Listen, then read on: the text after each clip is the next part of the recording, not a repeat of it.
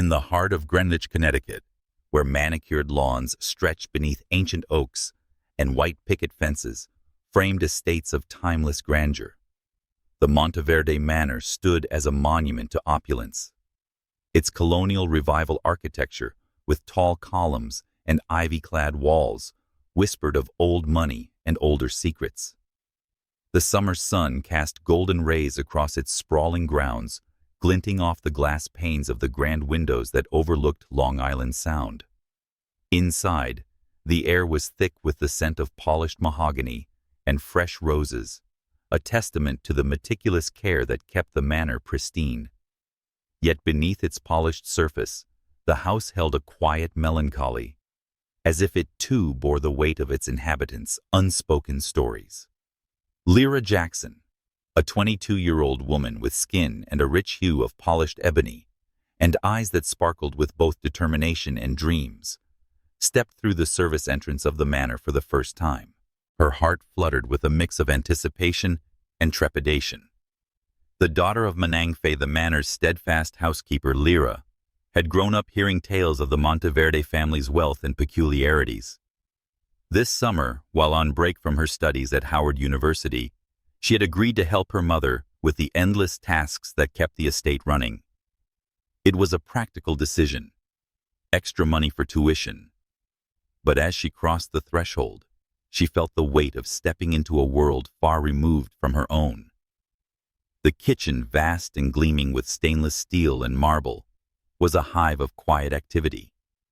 Monteverde, her dark hair streaked with silver and tied back in a neat bun, stood at the counter, her hands deftly arranging a tray of pastries.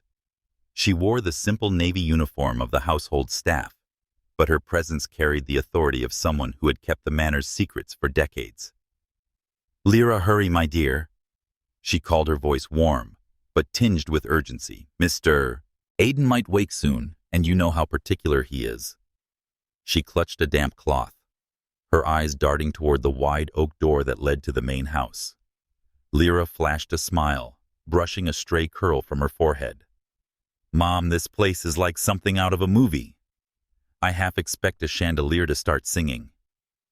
Her tone was light, but her gaze lingered on the intricate crown molding and the distant sound of a grand piano echoing from somewhere deep within the house. The manor felt alive, its walls humming with stories she could only guess at. Monteverde shook her head, a faint smile softening her stern expression. "Just remember, Lira, you need to be on your best behavior here, especially around Aiden Monteverde. He's kind to his grandmother, Mrs. Mercedes, but to everyone else." She trailed off, her eyes narrowing as if recalling a particularly sharp exchange. "He's not one for idle chatter.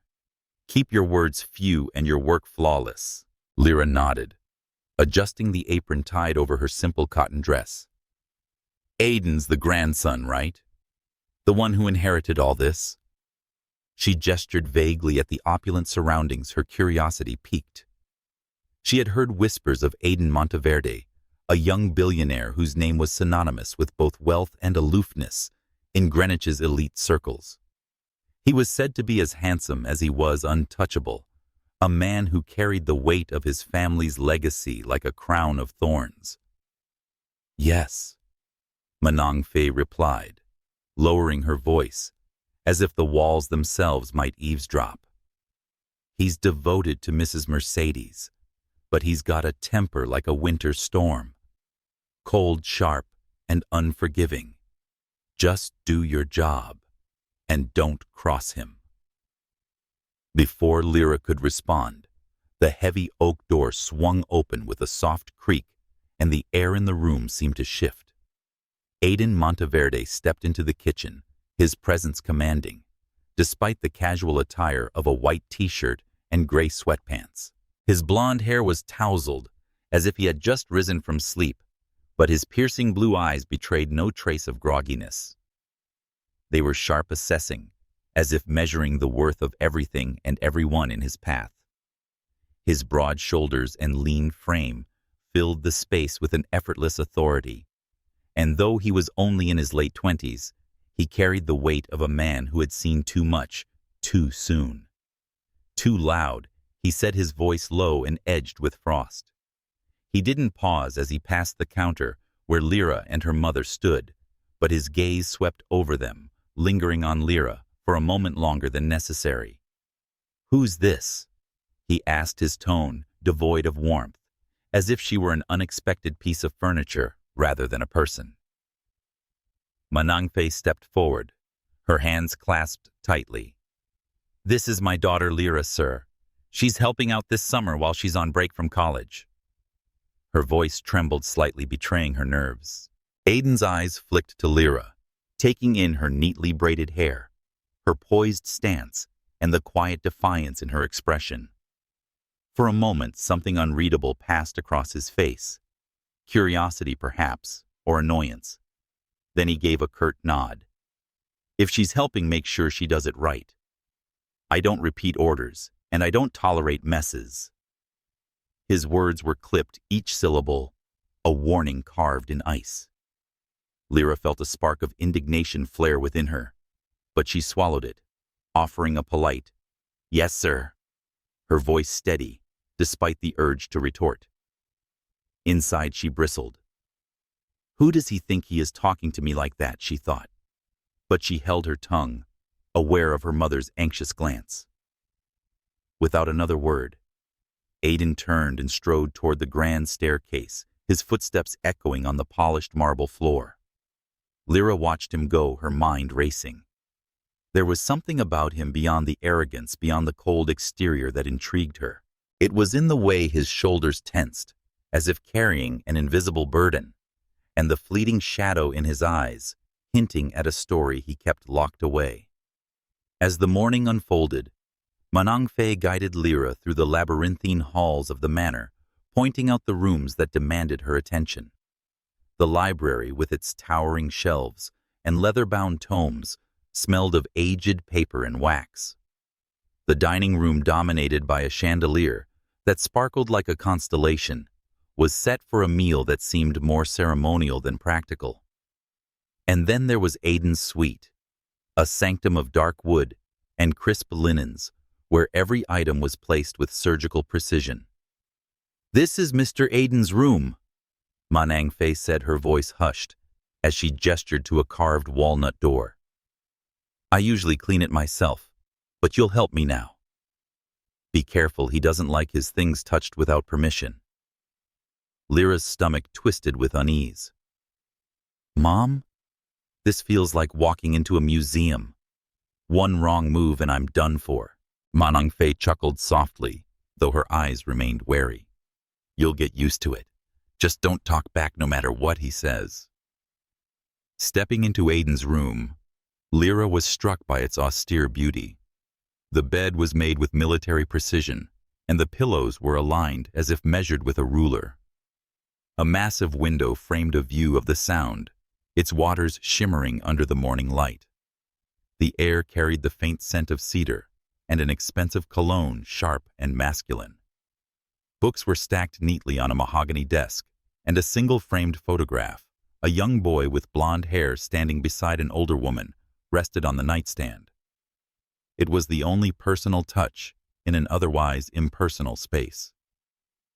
"Wow," Lira whispered, her breath catching. She stood frozen, captivated by the room's quiet elegance and the secrets it seemed to hold. "Don't just stand there gawking," a voice snapped from behind her, sharp as a whip. Lira spun around to find Aiden leaning against the doorframe, his arms crossed and his expression a mask of displeasure. His blue eyes bore into her, cold and unyielding, yet there was a flicker of something else. Curiosity, perhaps, or a challenge.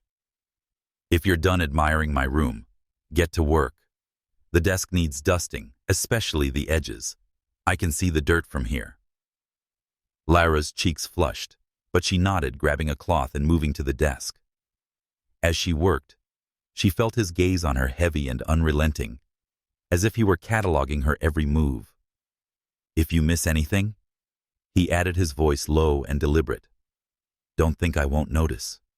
And if I have to point it out, it's not just you who'll pay the price, your mother might too." The words hit like a slap, and Lira froze her hand, tightening around the cloth. She wanted to snap back to tell him he had no right to threaten her family, but the thought of her mother's job, her lifeline, kept her silent. Instead, she met his gaze, her dark eyes steady. "I understand, sir," she said, her voice calm, but laced with a quiet strength. "I'll make sure everything is perfect." Aiden's brow twitched as if her composure surprised him.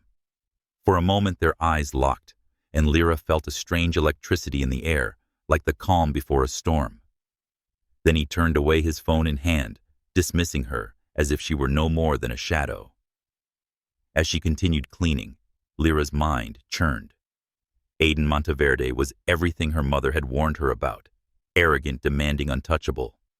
Yet there was something in his demeanor, a crack in his polished facade, that made her wonder. What had shaped a man who could command a room with a glance, yet seemed so guarded, so alone? The photograph on the nightstand lingered in her mind. A young Aiden smiling beside a woman who must be Mrs. Mercedes. Where were his parents? Why did he carry such a heavy silence? By midday, Lira had settled into the rhythm of the manor's demands. She polished silverware, arranged fresh flowers in crystal vases, and learned the intricate dance of serving a household that lived by its own rules. Yet Aiden's presence lingered like a specter. She caught glimpses of him through arched windows, pacing the veranda with a cigarette in hand, or seated in the library, his head bent over a book. Each time she felt a pull, a curiosity she couldn't shake despite his coldness. At dinner, the dining room was a study in contrasts. Mrs. Mercedes, regal, in a silk shawl, presided over the table, like a queen, her silver hair catching the chandelier's light. Aiden sat to her right, his white polo unbuttoned at the collar, a glass of red wine in hand. Lira, tasked with serving water and clearing plates, moved silently, her presence barely acknowledged. The clink of cutlery and Mrs. Mercedes' soft conversation with Manang Fei about the local farmer's market filled the air, but Aiden remained silent, his gaze fixed on his phone. Only once did he glance up, catching Lira's eye for a fleeting moment, before returning to his screen. "Lola, you're texting that influencer again, aren't you?" Mrs. Mercedes teased, her voice warm but probing. "What's this one's name?" Aiden's lips curved into a smirk, but it didn't reach his eyes. "She's not an influencer, Lola. She's a lifestyle curator. Her words, not mine." He sipped his wine, his tone casual but edged with indifference. "And I don't keep count. 4, maybe 5 this year." Lira's heart sank, though she couldn't say why. She had no claim on Aiden, no reason to care about his flings. Yet the ease with which he dismissed his relationships as if they were mere transactions left a bitter taste. She focused on stacking plates, her movements precise, but her thoughts were a storm, a playboy.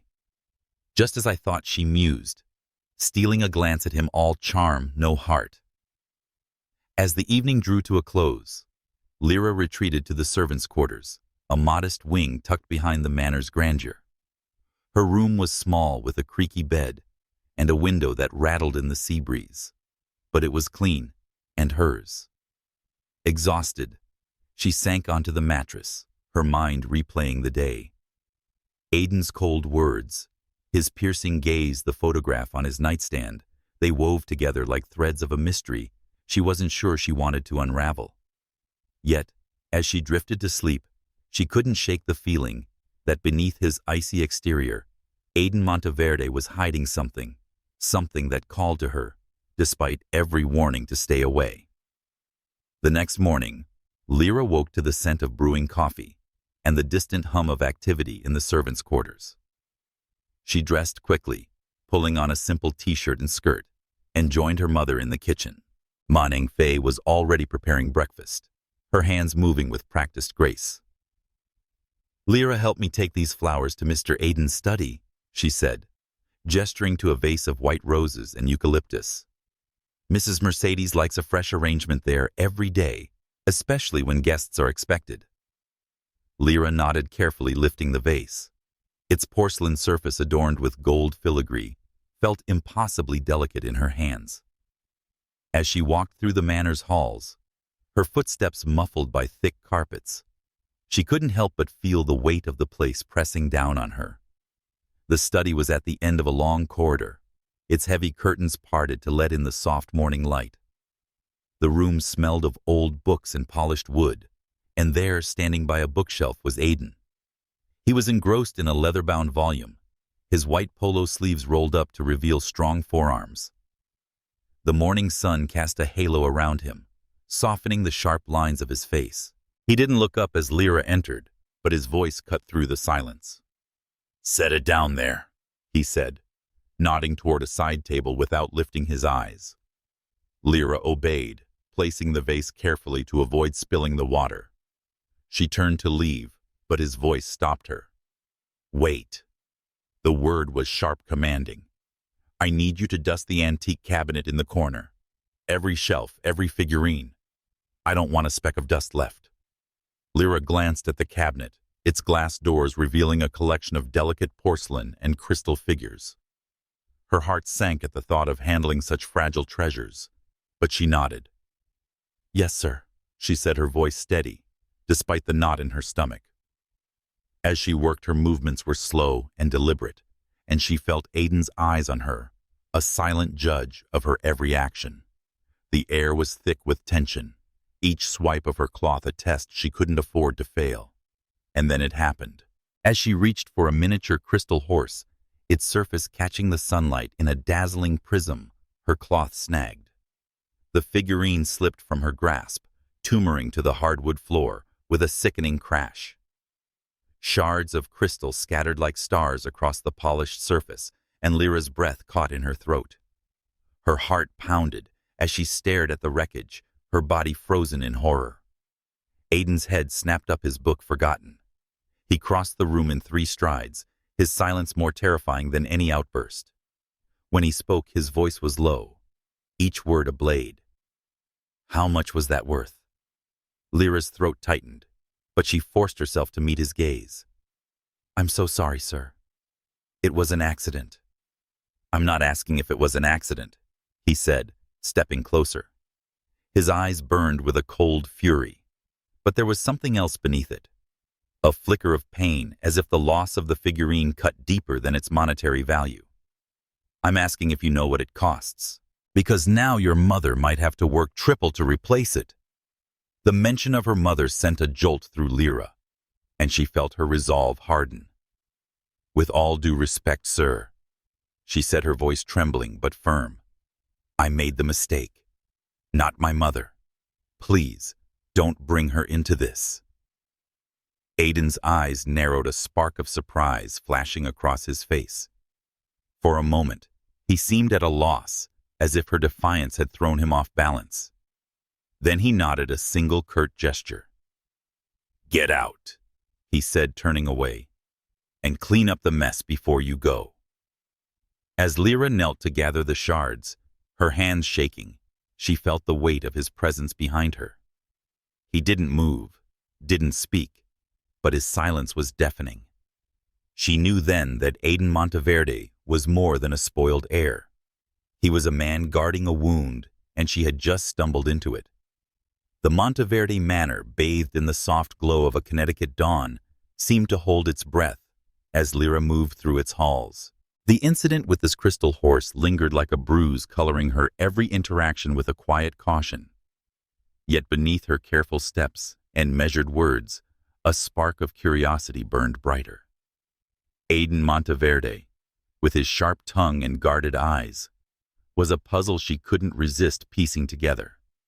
The manor's grandeur, its marble floors, its crystal chandeliers, its windows framing the restless waters of Long Island Sound, felt like a stage for a drama she was only beginning to understand.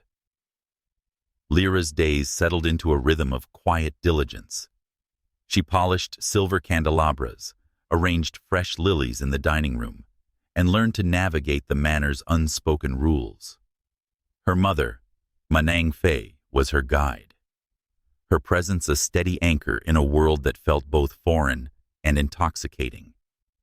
But it was Aiden who haunted her thoughts. She caught glimpses of him through arched windows, his silhouette sharp against the morning mist as he stood on the veranda, a cigarette trailing smoke into the sea breeze. Each time, she felt a pull, a mix of wariness and fascination that she couldn't explain.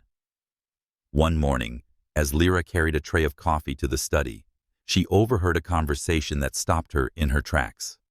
The heavy oak door was ajar, and Mrs. Mercedes's voice, warm but firm, drifted out. "Aiden, you can't keep shutting people out. This house is too big for you to carry alone."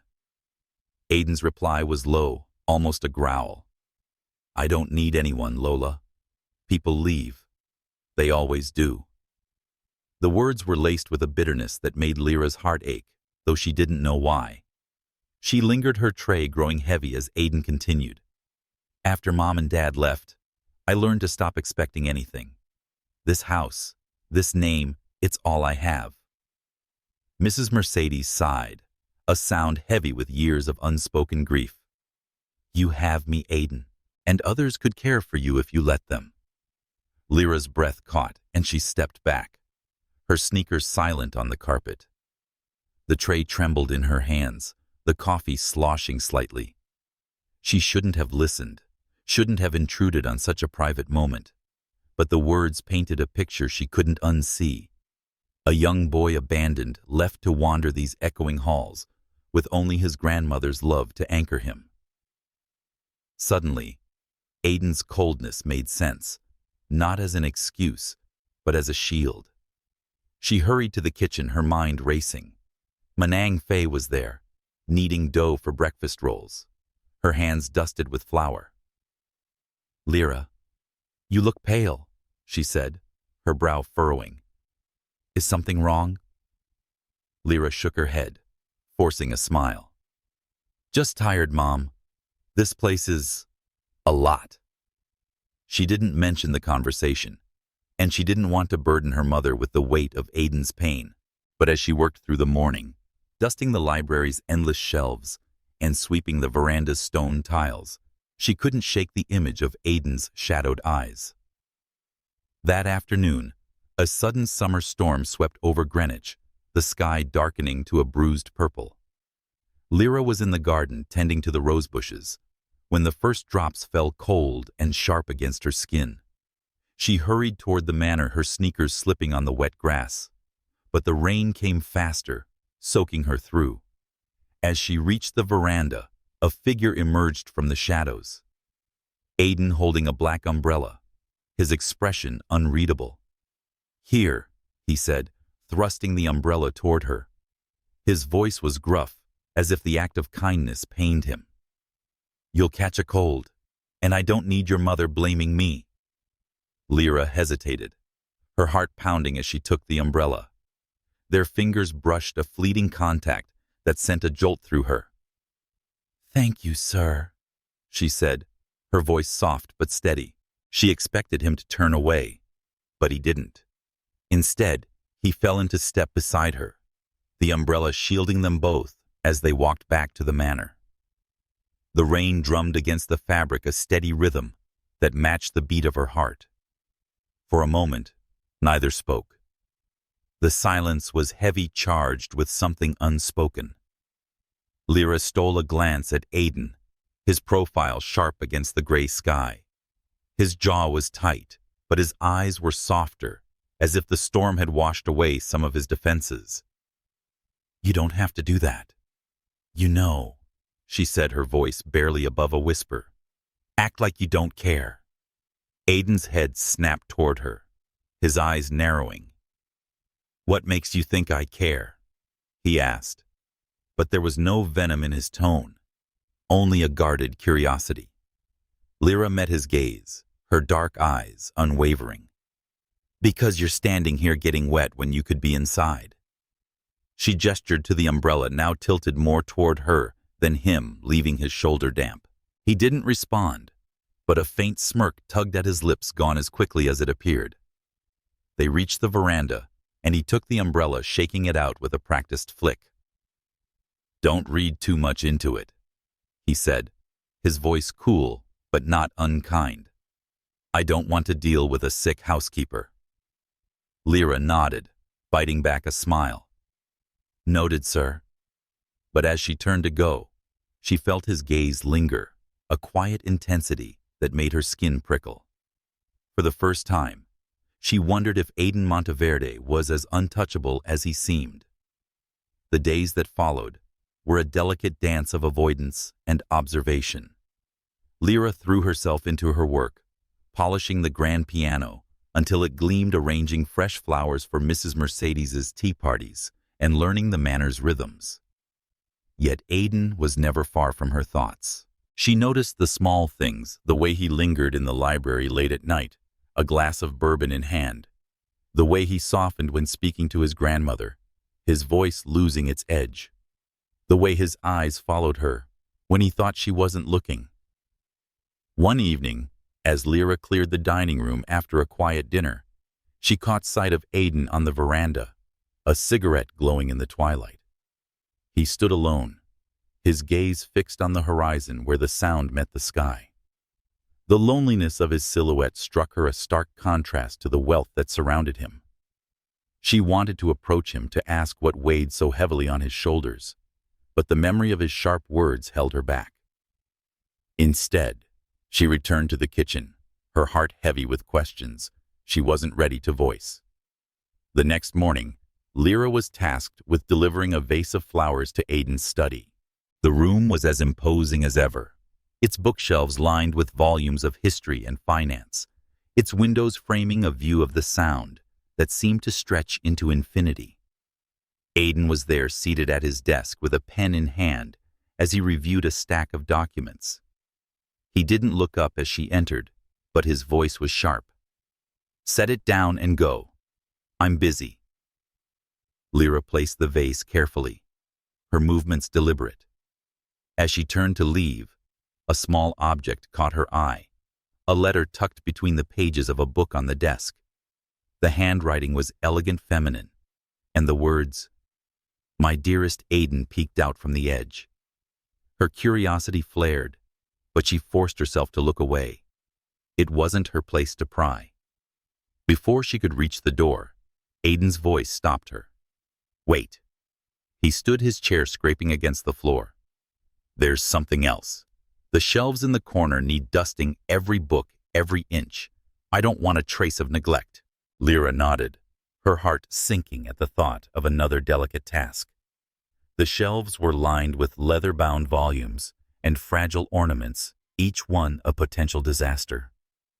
As she worked her cloth gliding over the polished wood, she felt Aiden's presence behind her, his silence a weight she couldn't ignore. She reached for a small crystal globe, its surface catching the light like a tiny world. But her hand trembled and it slipped. The globe hit the floor with a sharp crack, shattering into 1,000 glittering pieces. Lyra's breath caught her body frozen as the sound echoed in the quiet room.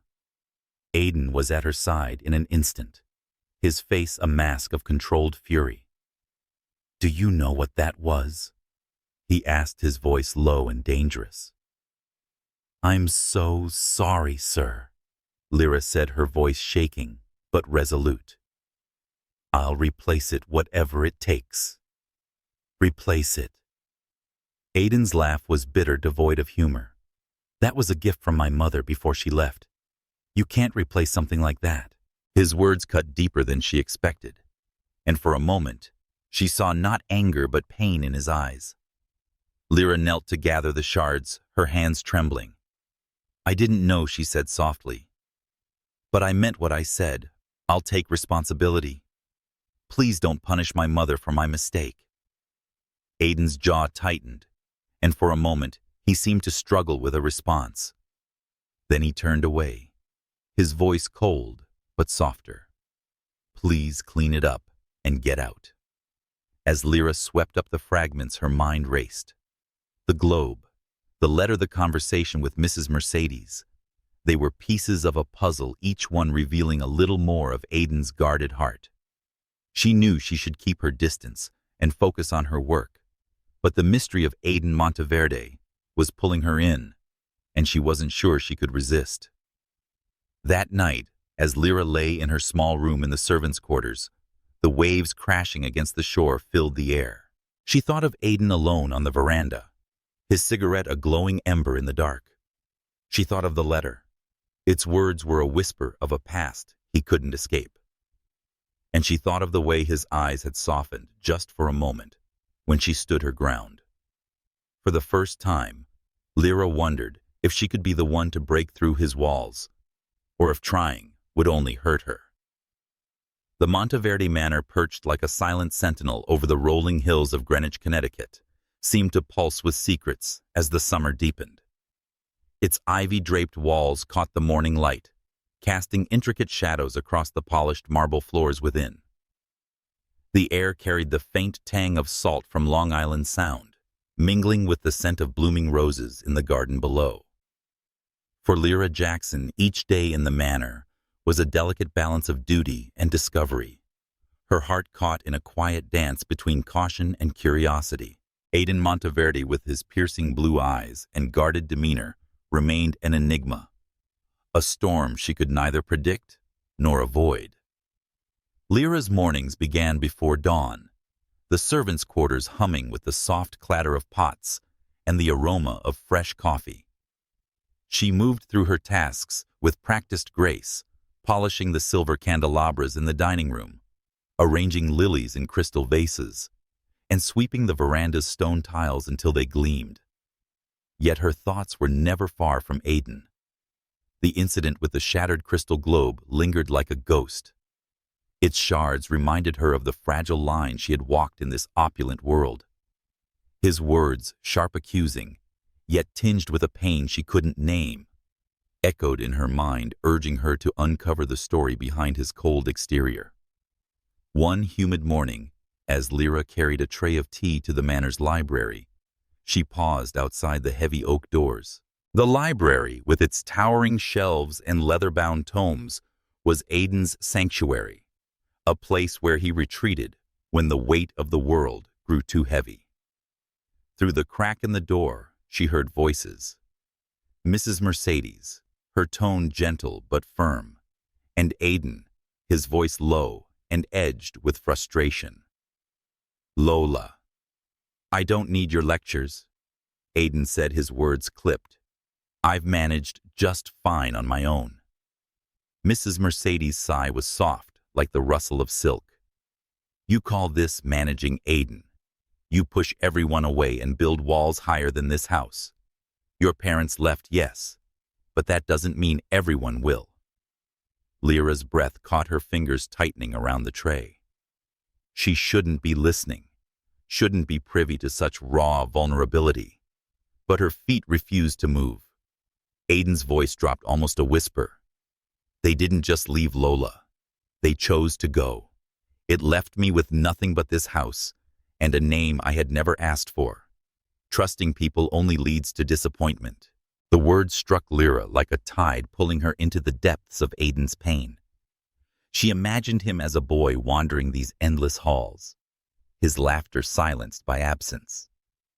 The tray trembled in her hands, the porcelain cups clinking softly, and she forced herself to step back, retreating to the kitchen before she was discovered. But the conversation lingered a thread, weaving itself into the tapestry of her thoughts.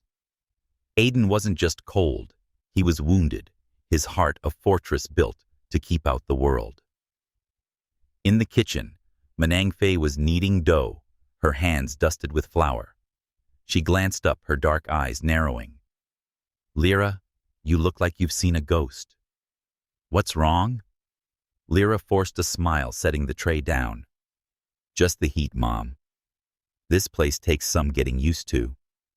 She didn't mention the overheard words. She didn't want to burden her mother with the weight of Aiden's story. But as she returned to her tasks, dusting the grand piano, arranging books in the study, she couldn't shake the image of a young Aiden abandoned, his trust shattered like the crystal globe. That afternoon, as Lira tended to the garden, the sky darkened with the promise of a storm. The roses, vibrant against the graying horizon, swayed in the rising wind.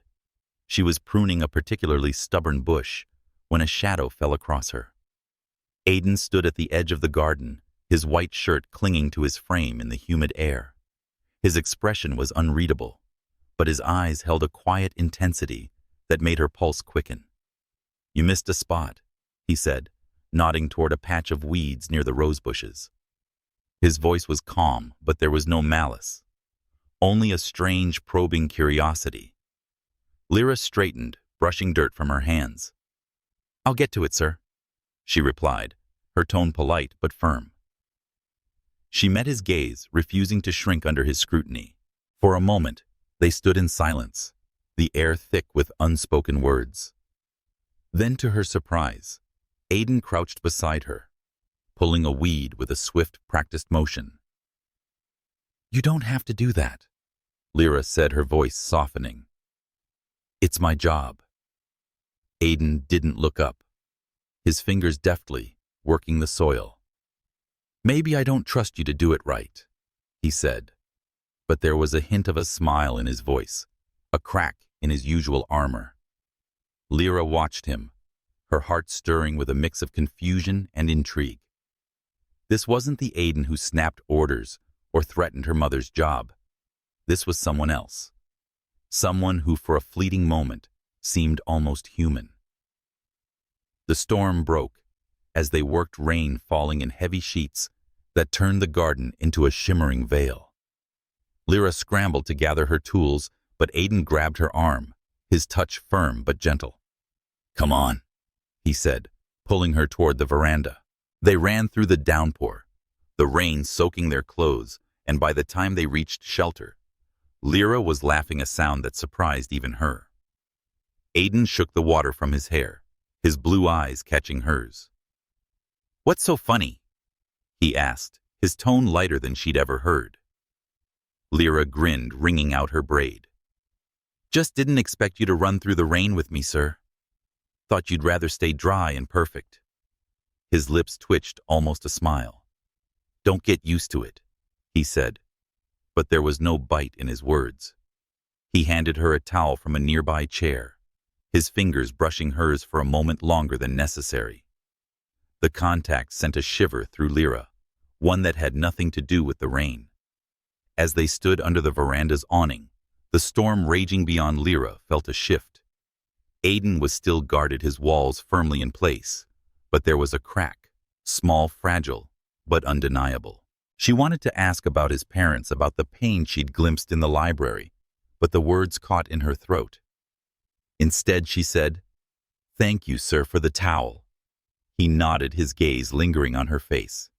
"Don't make a habit of needing my help," he said, but his voice was softer, almost teasing. Then he turned and disappeared into the manor, leaving Lira with the scent of rain and the memory of his touch. The days that followed were a delicate interplay of distance and proximity. Lira caught Aiden watching her as she worked, his eyes following her movements with an intensity that made her skin prickle. He was still sharp, still demanding, snapping at her to refold a napkin or reposition a vase. But there were moments when his tone softened, when his gaze held not judgment, but curiosity. She began to notice the small things, the way he lingered in the library after dinner, a book open but unread, the way he spoke to Mrs. Mercedes with a tenderness that contrasted his usual frost, the way his fingers traced the edge of a photograph in his room, a relic of a happier time. One evening, as Lira cleared the dining room after a quiet meal, she overheard another fragment of Aiden's past. Mrs. Mercedes was seated at the table, a glass of wine in hand, her voice low and wistful. "Aiden, you were such a joyful child. Before they left, you used to run through this house laughing. What happened to that boy?" Aiden's chair scraped against the floor, his voice tight. "He grew up, Lola. He learned that laughter doesn't last." Lira paused, her hands full of plates, her heart aching for the boy he'd been. She wanted to step in to say something, anything to ease the pain in his voice, but she knew her place. Instead, She slipped back to the kitchen, her mind racing with questions. The next morning, Lira was tasked with delivering a stack of linens to Aiden's suite. The room was as impeccable as ever, its dark wood and crisp linens, a testament to his need for control. As she arranged the linens, she noticed a small wooden box on his desk, its lid ajar. Inside were letters yellowed with age, and a few faded photographs. One caught her eye. A young Aiden, no more than 10, standing between a man and a woman on a beach, their smiles bright against the backdrop of crashing waves. The woman's handwriting on the back read, "Bermuda, 2005, our last summer." Lira's heart clenched. She shouldn't be looking, shouldn't be prying, but the image held her captive. This was Aiden's family, the one he'd lost. Before she could close the box, the door opened, and Aiden's voice cut through the silence. "What are you doing?" Lira spun around, her cheeks flushing. "I was putting away the linen, sir. I didn't mean to." His eyes narrowed, but there was no anger in them, only a quiet resignation. "Those are private," he said, crossing the room to close the box. His fingers lingered on the lid, as if touching it grounded him. "You shouldn't be touching things that don't belong to you." "I'm sorry," Lira said, her voice steady, despite her racing heart. "I didn't mean to intrude. It's just, they looked happy. You looked happy." Aiden's jaw tightened, and for a moment she thought he might snap. But then he sighed, a sound heavy with years of buried grief. "That was a long time ago," he said, his voice barely above a whisper. "Happiness like that doesn't last." Lira wanted to reach out to bridge the chasm between them, but she held back. "Maybe it can," she said softly. "Perhaps it's not gone forever." Aiden's eyes met hers, and for the first time there was no wall between them, just a raw, unguarded moment. Then he turned away, his voice cold once more. "Get back to work," he said, but the words lacked their usual edge. As Lira left the room, her heart pounded with a mix of fear and hope. Aiden Monteverde was a fortress whose walls were built high to keep out the world. But in that fleeting moment, she'd glimpsed the man behind the armor, a man who, despite his pain, might still long for connection. And as she returned to her tasks, the scent of roses and sea air filling her lungs, she couldn't help but wonder if she could be the one to reach him.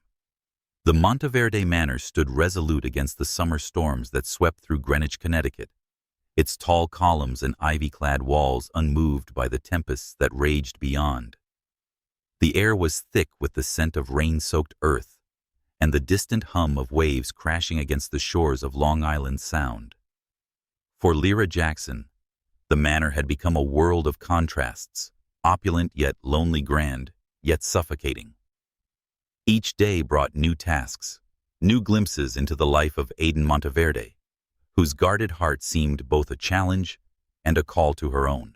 Lira's routine had settled into a quiet rhythm, her hands moving with purpose as she polished the manor's endless surfaces and arranged fresh flowers for Mrs. Mercedes' tea gatherings.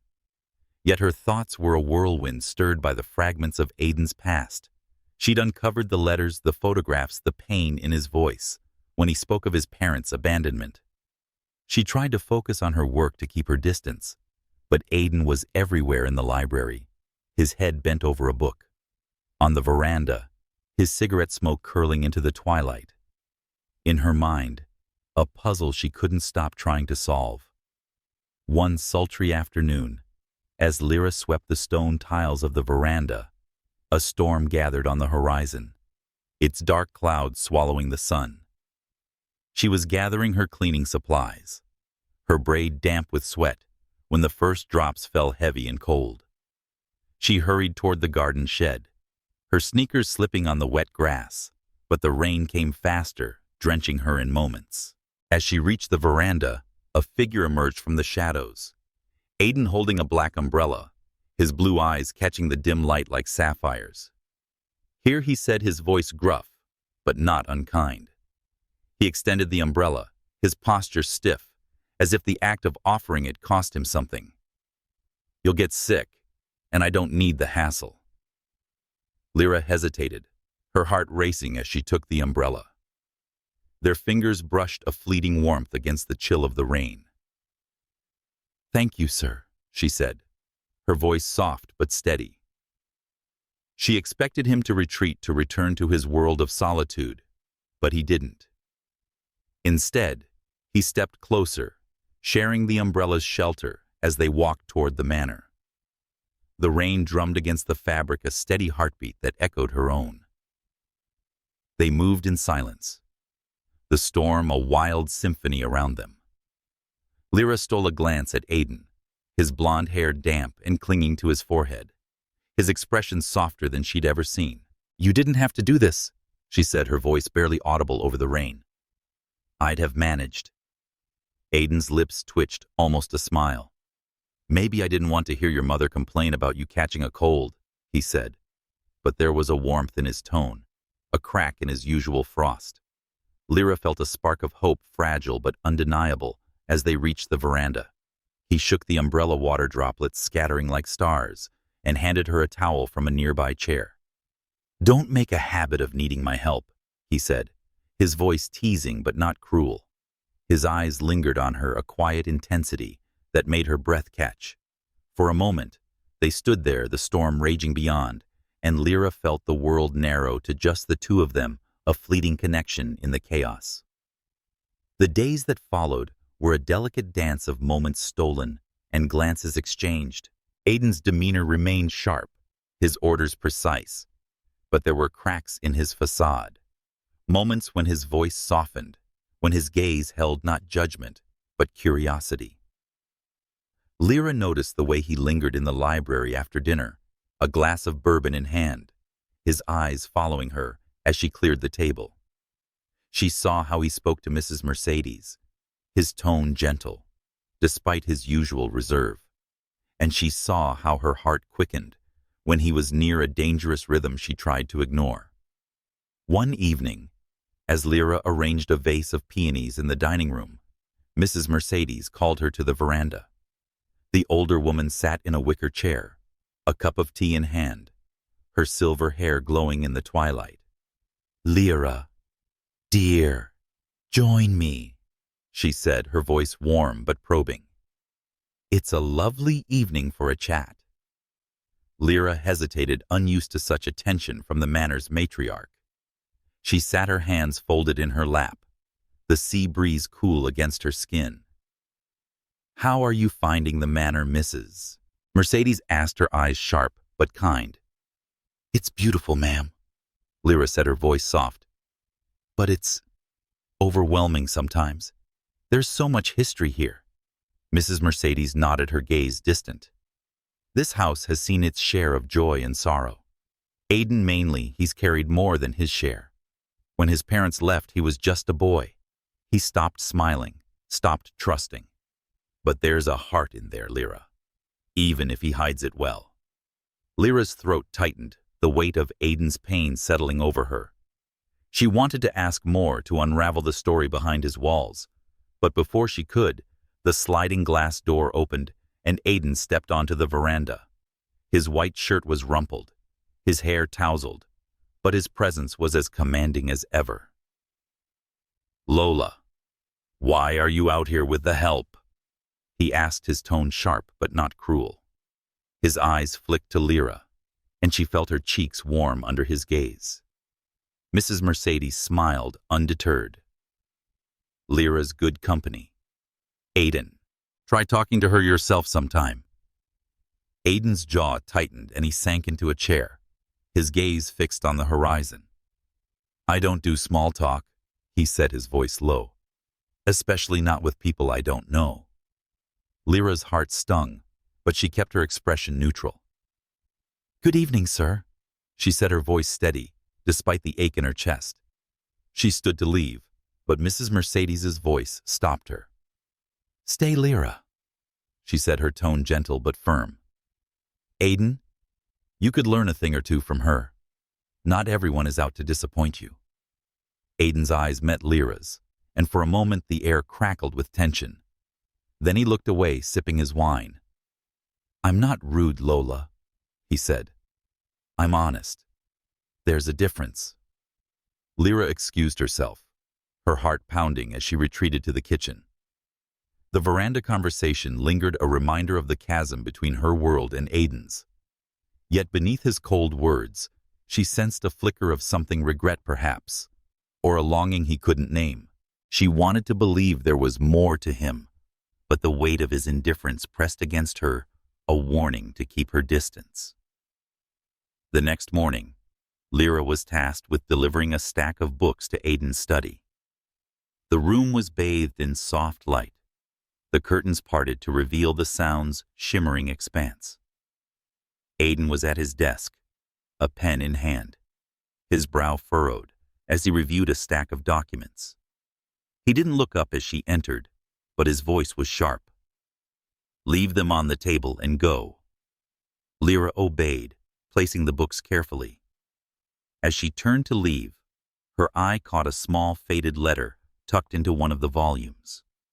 The handwriting was the same as the one she'd seen before, elegant and feminine, with the words, "My dearest Aiden," scrawled across the top. Her heart raced, but she forced herself to look away. It wasn't her place to pry. Before she could reach the door, Aiden's voice stopped her. "Wait." He stood his chair, scraping against the floor. "The bookshelf needs reorganizing. Alphabetize the titles and don't touch anything else." Lira nodded, her heart sinking at the thought of another meticulous task. As she worked, her hands gliding over the leather spines, she felt Aiden's presence behind her, his silence a weight she couldn't ignore. She reached for a book, its cover worn with age, and a photograph slipped out, fluttering to the floor. It was Aiden, as a child standing on a beach, his smile bright beside a woman who must have been his mother.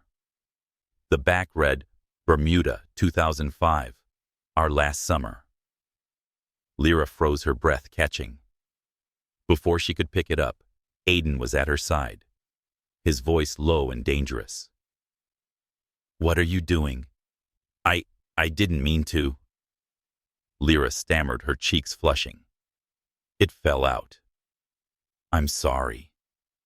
Aiden snatched the photograph, his fingers trembling slightly. "These are private," he said, his voice tight. "You don't belong here touching things that aren't yours." Lira met his gaze, her dark eyes steady. "I wasn't trying to pry, sir, but you looked happy in that picture.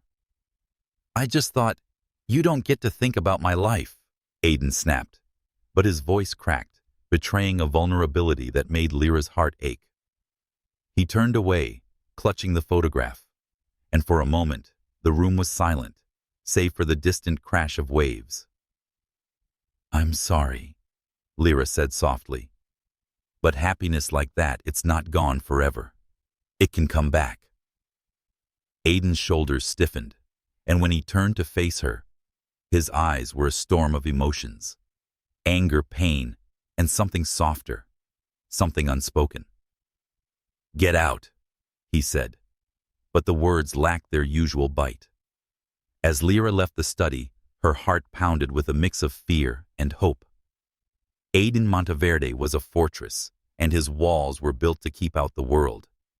But in that moment, she'd glimpsed the man beneath a man who, despite his pain, might still long for connection.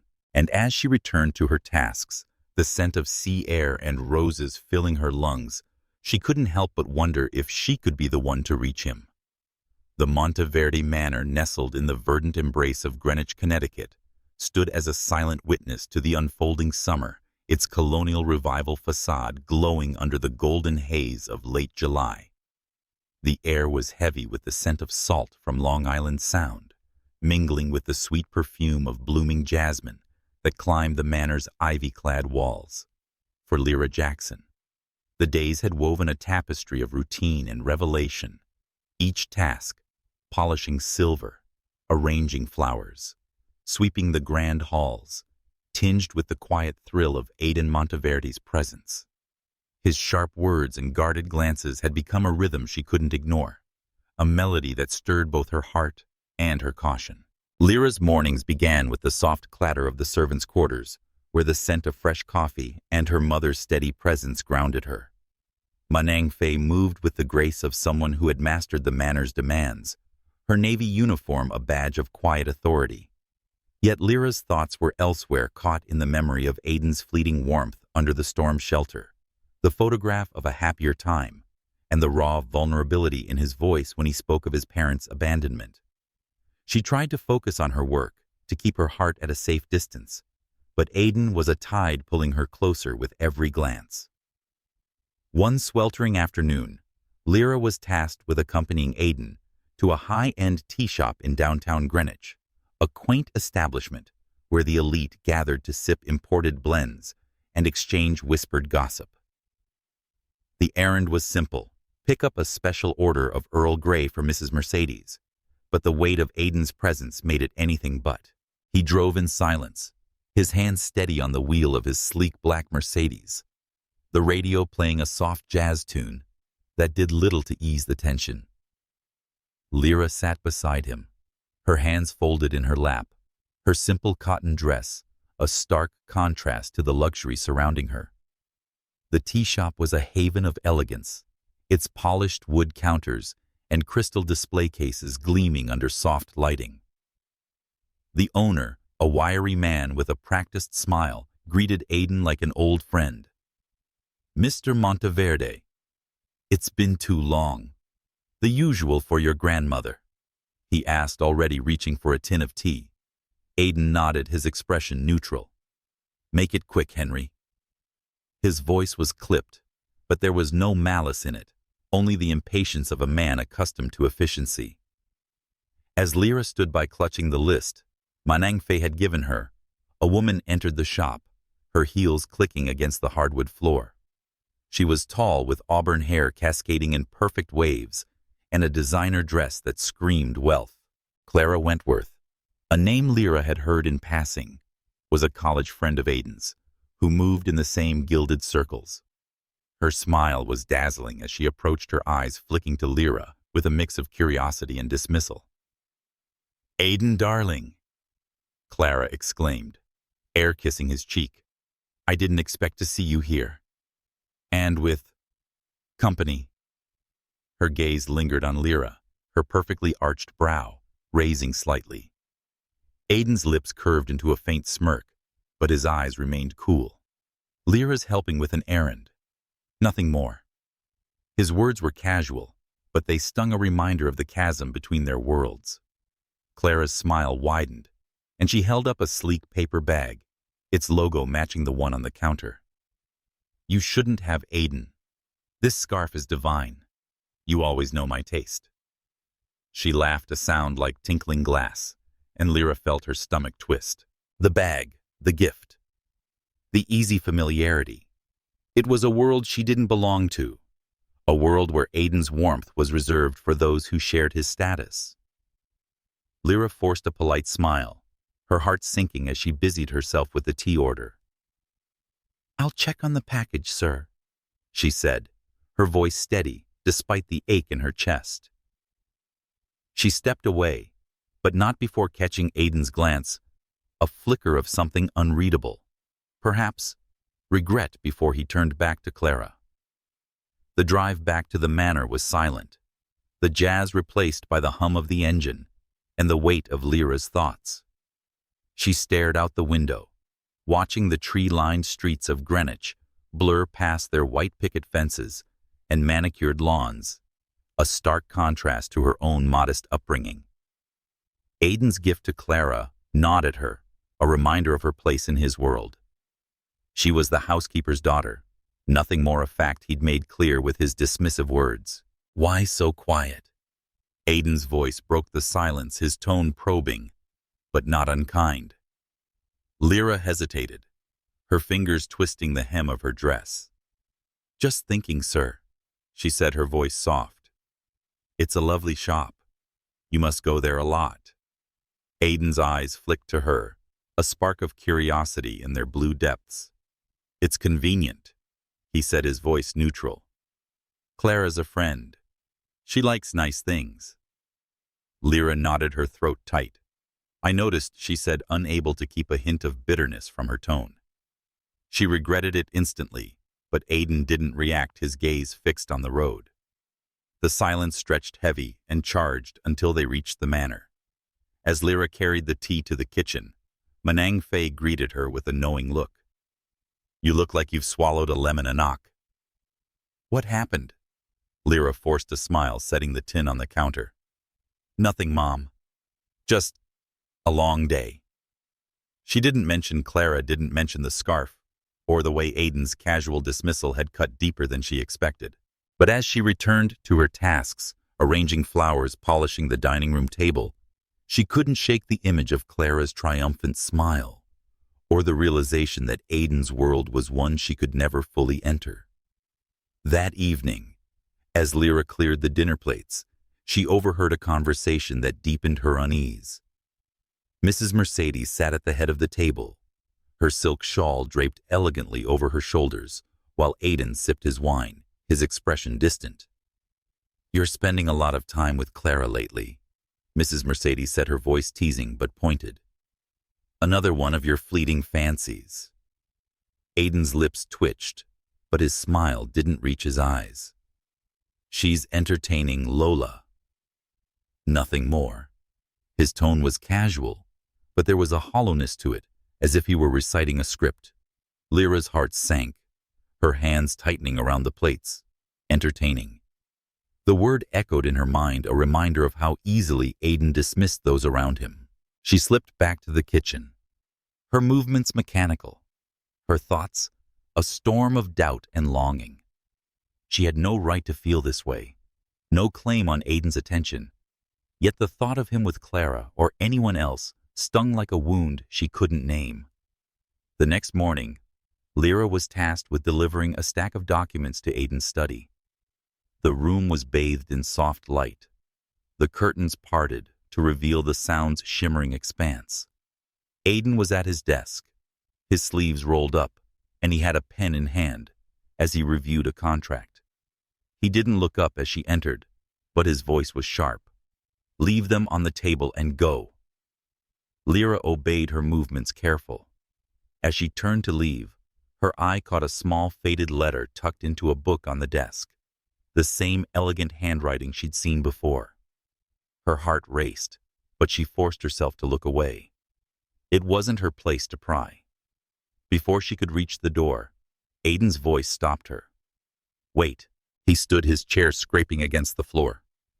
The bookshelf needs dusting, every volume, every inch. I don't want a trace of neglect. Lira nodded, her heart sinking at the thought of another meticulous task.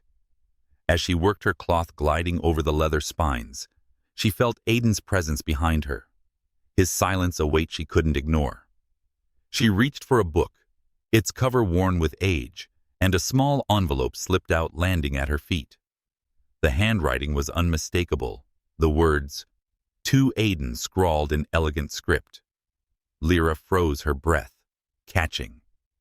Before she could pick it up, Aiden was at her side, his voice low and dangerous. What are you doing? I didn't mean to.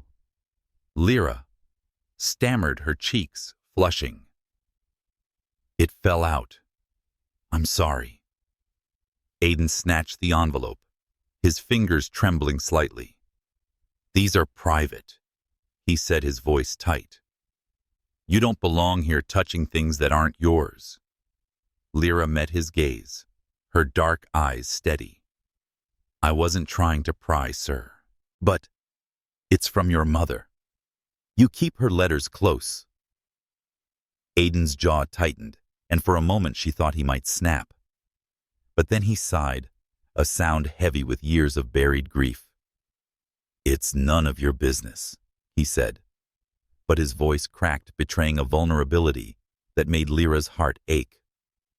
I'm sorry, Lira said softly, but keeping those letters, it means you still care even after everything.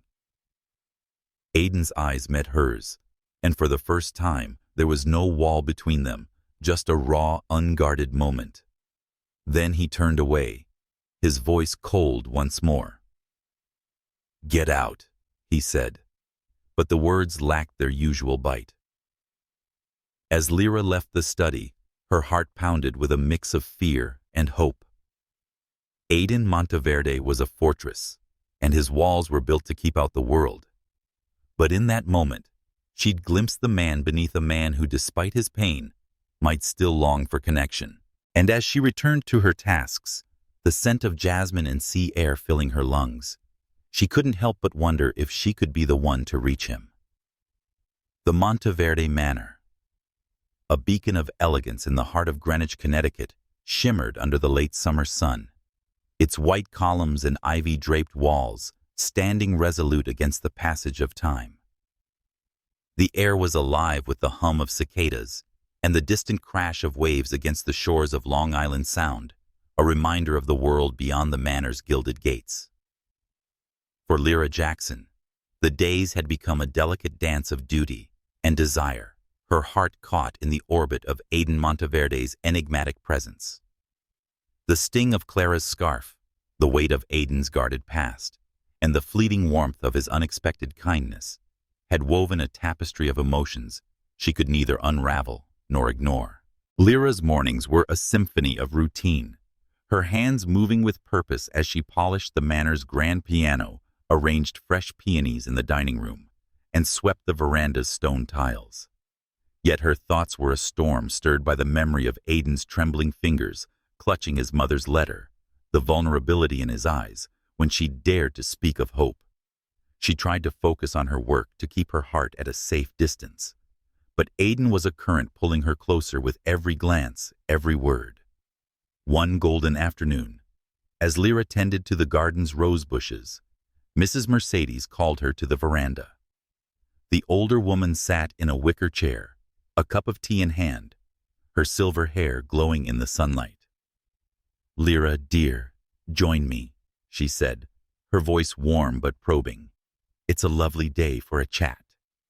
Lira hesitated, unused to such attention from the manor's matriarch. She sat, her hands folded in her lap, the sea breeze cool against her skin. "How are you finding the manor, Mrs.?" Mercedes asked, her eyes sharp but kind. "It's beautiful, ma'am," Lira said, her voice soft. "But it's a lot to take in. There's so much history here." Mrs. Mercedes nodded, her gaze distant. "This house has seen its share of joy and sorrow. Aiden, mainly, he's carried more than his share. When his parents left, he was just a boy. He stopped smiling, stopped trusting. But there's a heart in there, Lira, even if he hides it well." Lira's throat tightened, the weight of Aiden's pain settling over her. She wanted to ask more, to unravel the story behind his walls, but before she could, the sliding glass door opened, and Aiden stepped onto the veranda. His white shirt was rumpled, his hair tousled, but his presence was as commanding as ever. "Lola, why are you out here with the help?" he asked, his tone sharp but not cruel. His eyes flicked to Lira, and she felt her cheeks warm under his gaze. Mrs. Mercedes smiled, undeterred. "Lira's good company. Aiden. You should talk to her yourself." Aiden's jaw tightened, and he sank into a chair, his gaze fixed on the horizon. "I don't do small talk," he said, his voice low. "Especially not with people I don't know." Lira's heart stung, but she kept her expression neutral. "Good evening, sir," she said, her voice steady, despite the ache in her chest. She stood to leave, but Mrs. Mercedes' voice stopped her. "Stay, Lira," she said, her tone gentle but firm. "Aiden, you could learn a thing or two from her. Not everyone is out to disappoint you." Aiden's eyes met Lira's, and for a moment the air crackled with tension. Then he looked away, sipping his wine. "I'm not rude, Lola," he said. "I'm honest. There's a difference." Lira excused herself, her heart pounding as she retreated to the kitchen. The veranda conversation lingered, a reminder of the chasm between her world and Aiden's.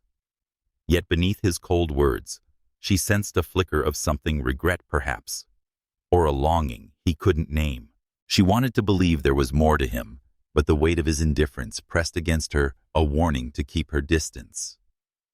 The next morning, Lira was tasked with delivering a stack of linens to Aiden's suite. The room was as impeccable as ever, its dark wood and crisp linens, a testament to his need for control. As she arranged the linens, she noticed a small wooden box on his desk, its lid ajar. Inside were letters, yellowed with age, and a few faded photographs. One caught her eye, a young Aiden, no more than 10, standing between a man and a woman on a beach, their smiles bright against the backdrop of crashing waves. The back read, "Bermuda 2005, our last summer." Lira's heart clenched. She shouldn't be looking, shouldn't be prying, but the image held her captive. This was Aiden's family, the one he'd lost. Before she could close the box, the door opened, and Aiden's voice cut through the silence. "What are you doing?" Lira spun around, her cheeks flushing. "I was putting away the linen, sir. I didn't mean to."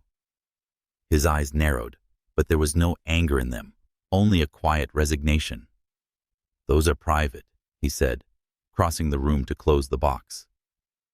His fingers lingered on the lid as if touching it grounded him. "You shouldn't be touching things that don't belong to you." "I'm sorry," Lira said, her voice steady despite her racing heart.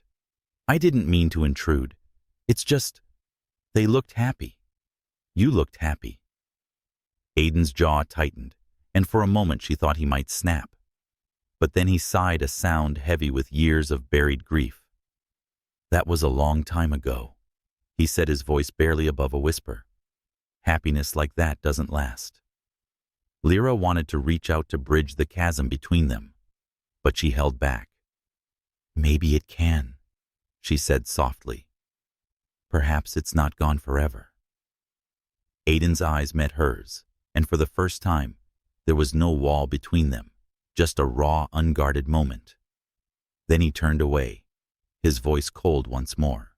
"Get back to work," he said, but the words lacked their usual edge. As Lira left the room, her heart pounded with a mix of fear and hope. Aiden Monteverde was a fortress, and his walls were built to keep out the world. But in that fleeting moment, she'd glimpsed the man beneath a man who, despite his pain, might still long for connection.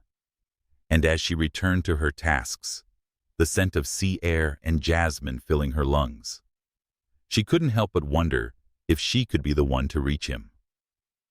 The Monteverde Manor, an enduring monument of elegance in the heart of Greenwich, Connecticut, stood bathed in the amber glow of a late summer evening. Its colonial revival architecture, with tall white columns and ivy-woven walls, shimmered under the fading light, while the distant murmur of Long Island Sound carried whispers of the sea. For Lira Jackson, the manor had become a world of contradictions, opulent, yet isolating, grand, yet heavy with unspoken truths. Each day was a delicate waltz between duty and desire, her heart tethered to the enigmatic figure of Aiden Monteverde, whose guarded glances and fleeting kindnesses had begun to unravel the defenses she'd so carefully built. Lira's mornings were a symphony of routine, her hands moving with quiet grace as she polished the manor's mahogany banisters, arranged fresh dahlias in crystal vases, and swept the stone tiles of the veranda until they gleamed like polished marble. Yet her thoughts were a tempest, stirred by the memory of Aiden's trembling fingers clutching his mother's letter, the raw vulnerability in his eyes when she dared to speak of hope, and the sting of Clara's scarf, a reminder of the chasm between their worlds. She tried to anchor herself in her work, to keep her heart at a safe distance, but Aiden was a current pulling her closer, with every moment of unexpected warmth. One sultry afternoon, as Lira dusted the grand piano in the parlor, the air thick with the scent of wax and roses, she overheard a hushed conversation that stopped her cold. Mrs. Mercedes Regale in a silk blouse sat in the library with Manang Fei, their voices low but urgent. "Fei, I've heard whispers in town," Mrs. Mercedes said, her tone heavy with concern. "People are talking about Aiden and Lira, about them being seen together at the tea shop. It's causing a stir." Manang Fei's voice trembled slightly. "Madam, it was just an errand. Lira was only helping.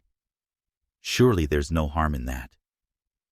Lira's heart sank, her cloth pausing mid-swipe.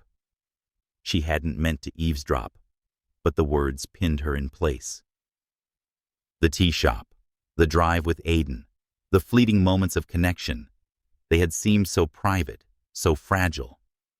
Yet now they were fodder for Greenwich's gossip mills, twisted into something scandalous. She retreated to the kitchen, her hands shaking as she set the cloth aside, her mind racing with the weight of the rumors. That evening, as Lira cleared the dinner plates, Mrs. Mercedes called her to the dining room. The older woman sat at the head of the table, her silver hair catching the chandelier's light, her expression a mix of warmth and resolve.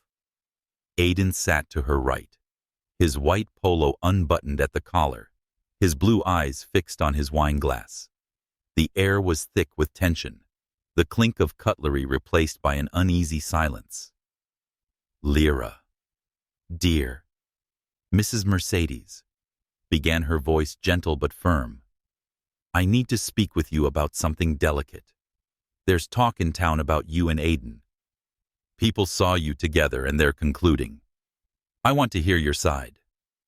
Lira's throat tightened, her hands clasping the edge of the table. She glanced at Aiden, but his gaze remained on his glass, his jaw tight. "Ma'am," she said, her voice steady, despite the knot in her stomach. "It was just an errand. Mr. Aiden needed help with the tea order, and I went along. There was nothing improper." Mrs. Mercedes nodded, her eyes searching Lira's face. "I believe you, dear. But you know how people talk. The Monteverde name carries weight, and with it comes scrutiny. I don't want you caught in the crossfire." Before Lira could respond, Aiden's chair scraped against the floor, the sound sharp in the quiet room. He stood, his eyes blazing with a fire Lira hadn't seen before. "Enough, Lola," he said, his voice low but resolute. "If people want to gossip, let them. Lira did nothing wrong. I asked her to come with me. If anyone's to blame, it's me." Lira's breath caught her heart pounding as she met his gaze. There was no coldness in his eyes now, only a fierce determination that made her chest ache. Mrs. Mercedes raised a brow, her lips curving into a faint smile. "Aiden, I'm not accusing her. I'm simply trying to protect you both. You know how this town can be." Aiden's jaw tightened, his hands clenching at his sides. "I don't care what they think. If they have a problem with me and Lira, that's their issue, not ours. I won't let her take the fall for their rumors."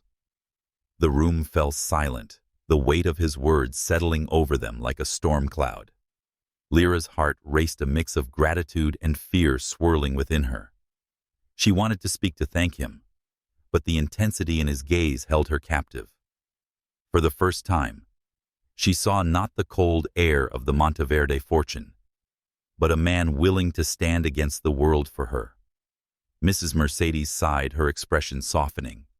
"Very well, Aiden, but be careful. The world is not as forgiving as you might hope." She turned to Lira, her eyes kind but probing. "And you, dear, be mindful. This house, this family, it comes with burdens you may not yet understand." Lira nodded, her voice barely a whisper. "Yes, ma'am." She excused herself, her steps quick as she retreated to the kitchen, her mind a whirlwind of emotions. Aiden's defense had been unexpected, a crack in his armor that left her both elated and terrified. She was the housekeeper's daughter, a world apart from his. Yet he had stood for her, his words, a shield against the whispers of Greenwich.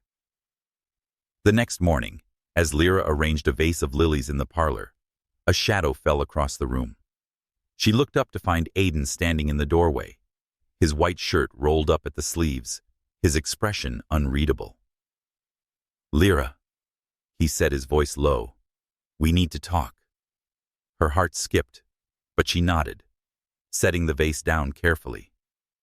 "Yes, sir." He stepped closer, his blue eyes searching hers. "About last night," he began, his voice softer now. "I meant what I said. I won't let you be blamed for something that's not your fault. But you need to understand this town, these people. They'll tear you apart if you give them the chance." Lira's throat tightened, but she held his gaze. "I know, sir. I've heard the whispers, but I didn't come here to cause trouble. I want to do my job and help my mom." Aiden's lips twitched, almost a smile. "You're not the trouble," he said, his voice barely above a whisper. "They are." He paused, his eyes flickering with something unspoken regret, perhaps, or a longing he couldn't name. "Just be careful. I don't want you getting hurt." Lira's heart swelled, the sincerity in his words catching her off guard. "Thank you, sir," she said, her voice soft. "I'll be careful." He nodded, turning to leave, but not before his gaze lingered on her, a silent promise that made her pulse quicken. As he disappeared into the hall, Lira felt a shift, a fragile bridge forming between their worlds, one she wasn't sure she was ready to cross. The days that followed were a delicate balance of caution and connection. Lira threw herself into her work, polishing the manor's endless surfaces and arranging flowers with meticulous care. But Aiden was never far from her thoughts. She noticed the small things, the way he lingered in the library after dinner, a book open but unread, the way he softened when speaking to Mrs. Mercedes, his voice losing its edge, the way his eyes followed her when he thought she wasn't looking. One evening, as Lira cleared the dining room, she caught sight of Aiden on the veranda, a cigarette glowing in the twilight. His silhouette was sharp against the fading light, a lonely figure framed by the vastness of the manor's grounds. She wanted to approach him, to ask what weighed so heavily on his heart, but the memory of his sharp words held her back. Instead, she returned to the kitchen, her heart heavy with questions she wasn't ready to voice. The next morning, Lira was tasked with delivering a stack of documents to Aiden's study. The room was bathed in soft light, the curtains parted to reveal the sound's shimmering expanse. Aiden was at his desk, a pen in hand, his brow furrowed as he reviewed a contract. He didn't look up as she entered, but his voice was sharp. "Leave them on the table and go." Lira obeyed, placing the documents carefully. As she turned to leave, her eye caught a small, faded letter tucked into a book on the desk, the same elegant handwriting she'd seen before. Her heart raced, but she forced herself to look away. It wasn't her place to pry. Before she could reach the door, Aiden's voice stopped her. "Wait." He stood, his chair scraping against the floor. "The bookshelf needs reorganizing. Alphabetize the titles and don't touch anything else." Lira nodded, her heart sinking at the thought of another meticulous task. As she worked, her hands gliding over the leather spines, she felt Aiden's presence behind her, his silence a weight she couldn't ignore. She reached for a book, its cover worn with age, and a photograph slipped out fluttering to the floor. It was Aiden as a child standing on a beach, his smile bright beside a woman who must have been his mother. The back read, "Bermuda, 2005. Our last summer." Lira froze, her breath catching. Before she could pick it up, Aiden was at her side, his voice low and dangerous. "What are you doing?" I didn't mean to," Lira stammered, her cheeks flushing. "It fell out." "I'm sorry." Aiden snatched the photograph, his fingers trembling slightly. "These are private," he said, his voice tight. You don't belong here touching things that aren't yours." Lira met his gaze, her dark eyes steady. "I wasn't trying to pry, sir. But you looked happy in that picture. I just thought, you don't get to think about my life." Aiden snapped, but his voice cracked, betraying a vulnerability that made Lira's heart ache. He turned away, clutching the photograph, and for a moment the room was silent, save for the distant crash of waves. "I'm sorry," Lira said softly. "But happiness like that, it's not gone forever. It can come back." Aiden's shoulders stiffened, and when he turned to face her, his eyes were a storm of emotions, anger, pain, and something softer, something unspoken. "Get out," he said, but the words lacked their usual bite. As Lira left the study, her heart pounded with a mix of fear and hope. Aiden Monteverde was a fortress, and his walls were built to keep out the world. But in that moment, she'd glimpsed the man beneath a man who, despite his pain, might still long for connection. And as she returned to her tasks, the scent of sea air and roses filling her lungs, she couldn't help but wonder if she could be the one to reach him. The Monteverde Manor, a timeless bastion of elegance in Greenwich, Connecticut, stood resolute as the summer waned, its white columns and ivy-clad walls glowing under the soft light of a late August moon. The air was heavy with the scent of salt and jasmine, a reminder of the restless tides of Long Island Sound, just beyond the estate's manicured grounds.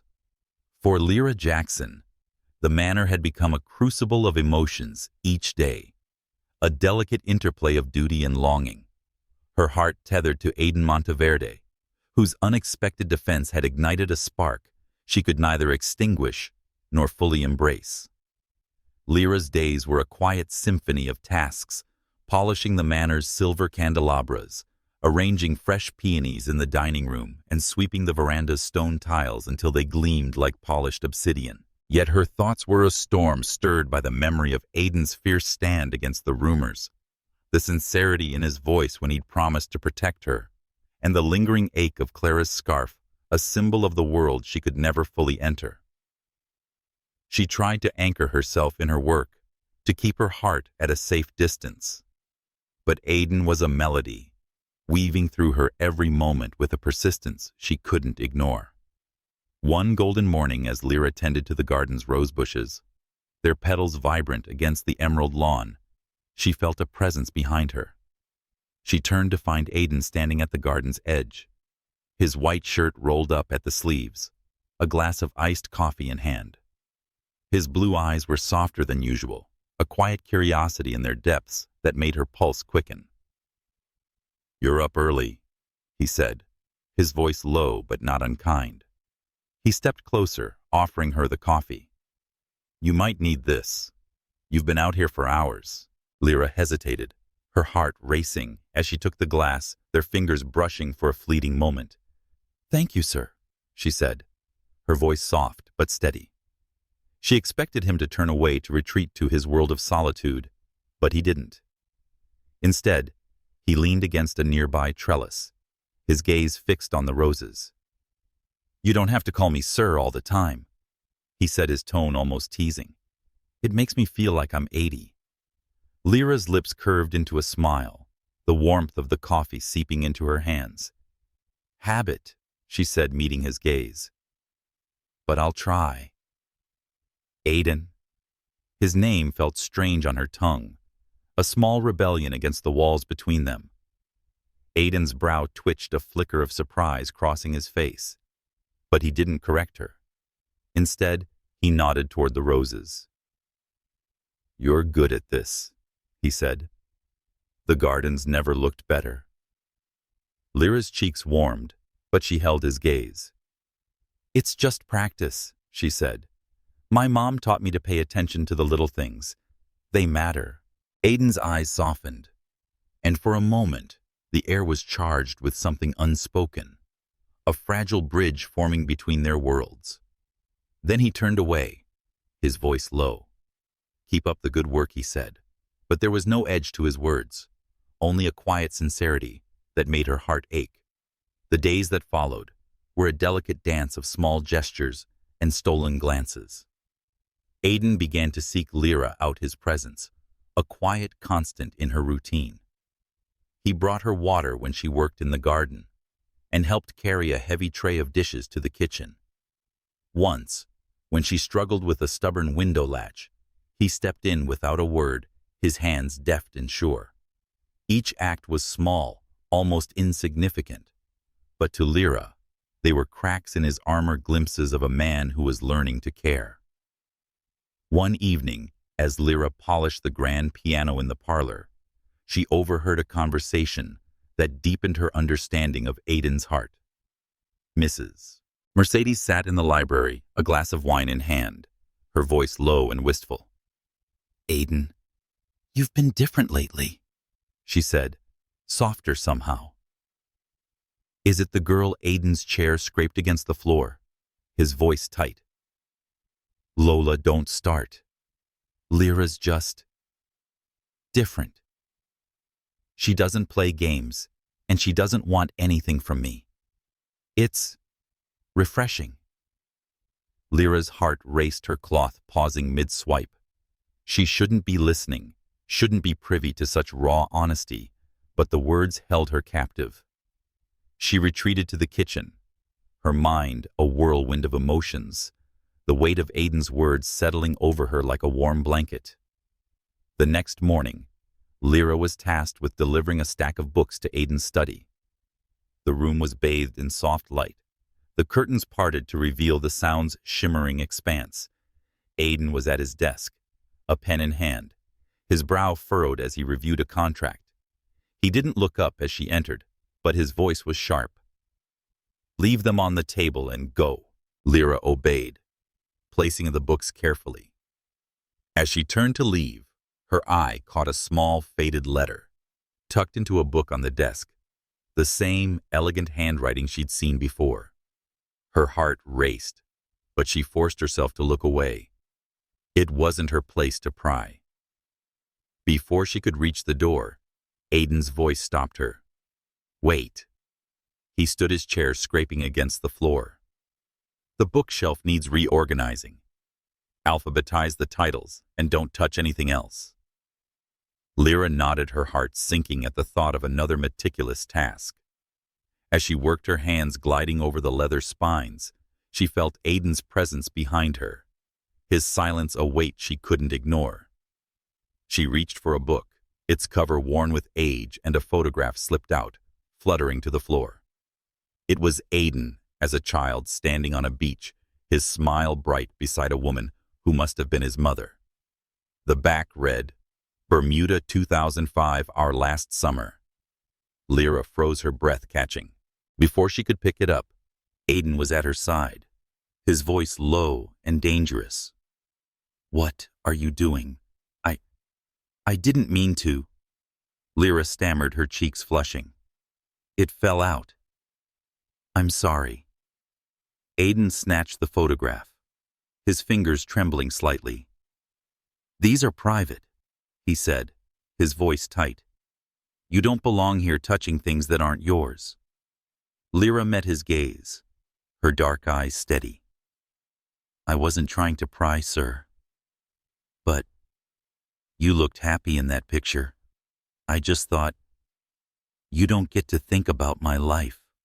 Aiden snapped, but his voice cracked, betraying a vulnerability that made Lyra's heart ache. He turned away, clutching the photograph, and for a moment, the room was silent, save for the distant crash of waves. "I'm sorry," Lira said softly. "But happiness, like that, it's not gone forever. It can come back." Aiden's shoulders stiffened, and when he turned to face her, his eyes were a storm of emotions, anger, pain, and something softer, something unspoken. "Get out," he said, but the words lacked their usual bite. As Lira left the study, her heart pounded with a mix of fear and hope. Aiden Monteverde was a fortress, and his walls were built to keep out the world. But in that moment, she'd glimpsed the man beneath a man who, despite his pain, might still long for connection. And as she returned to her tasks, the scent of sea air and jasmine filling her lungs, she couldn't help but wonder if she could be the one to reach him. The Monteverde Manor, a timeless sentinel of elegance in Greenwich, Connecticut, glowed under the soft September twilight, its ivy-clad walls and white columns bathed in the warm hues of the setting sun. The air was thick with the scent of late summer roses and the distant murmur of Long Island Sound, a melody that wove through the manicured gardens. For Lira Jackson, the manor had become a crucible of emotions, where every polished surface and fragrant bloom held the echo of Aiden Monteverde's enigmatic presence. His fierce defense against the town's whispers, his quiet acts of kindness, and the lingering pain of his past had forged a fragile bond between them, one that teetered on the edge of something deeper, something neither could yet name. Lyra's days were a delicate dance of duty and longing, her hands moving with grace as she polished the manor's silver candelabras, arranged fresh dahlias in crystal vases, and swept the veranda's stone tiles until they gleamed like moonlight. Yet her heart was a storm stirred by the memory of Aiden's trembling fingers, clutching his mother's letter, the warmth of his unexpected coffee in the garden, and the fierce resolve in his voice when he stood against the rumors. She tried to anchor herself in her work to keep her feelings at bay, but Aiden was a tide pulling her closer with every glance, every word. One golden afternoon, as Lira arranged a tray of pastries for Mrs.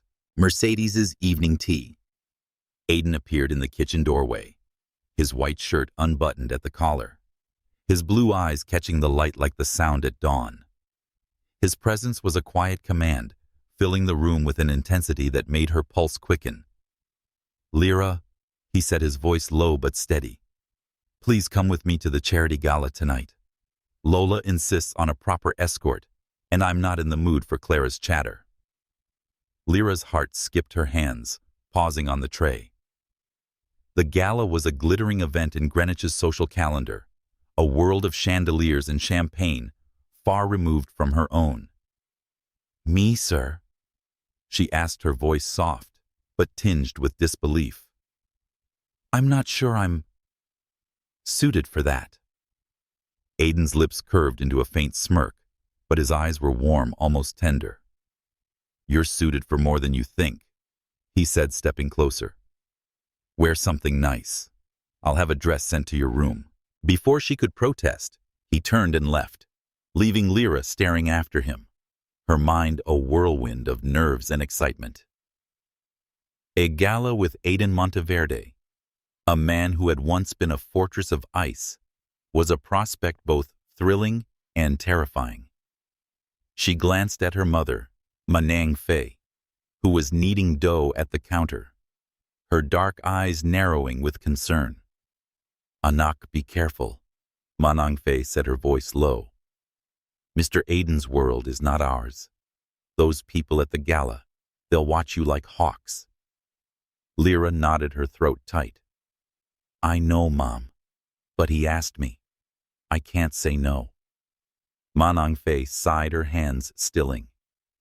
"Just keep your head high. You're as good as any of them."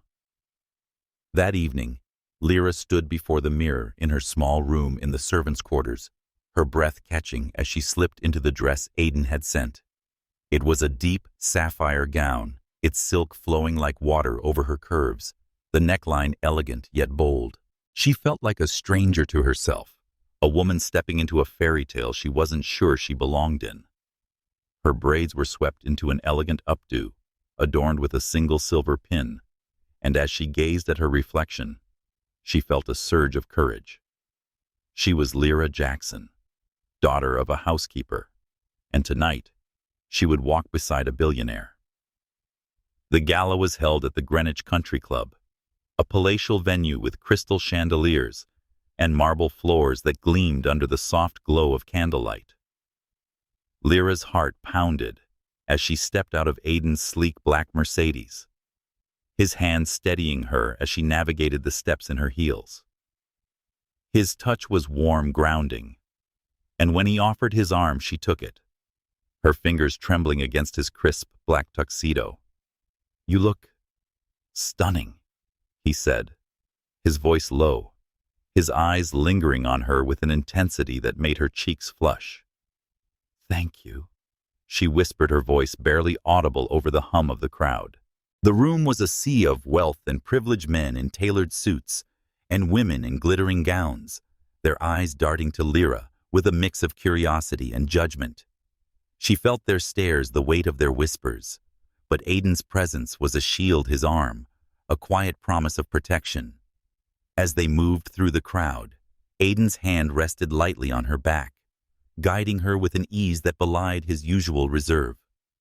They danced to a slow waltz, his movements confident, her steps tentative, but growing bolder with each turn. His breath was warm against her ear as he murmured, "Relax. You're doing fine." Lyra's heart raced the world, narrowing to the feel of his hand, the scent of his cologne, and the soft music enveloping them. "I feel like I'm dreaming," she admitted, her voice soft. "This isn't my world." Aiden's eyes softened, a rare vulnerability breaking through. "It doesn't have to be your world," he said. "It's just a room full of people. You're more real than any of them." Her breath caught the sincerity in his words, unraveling her defenses. Before she could respond, a familiar figure approached Clara Wentworth, her auburn hair gleaming under the chandeliers, her smile sharp as a blade. "Aiden, darling." She purred, her eyes flicking to Lira with thinly veiled disdain. "I didn't expect to see you with such an interesting choice." Aiden's jaw tightened, his hand tightening on Lyra's waist. "Lyra's my guest," he said, his voice cold but steady. "And I'd appreciate it if you kept your opinions to yourself, Clara."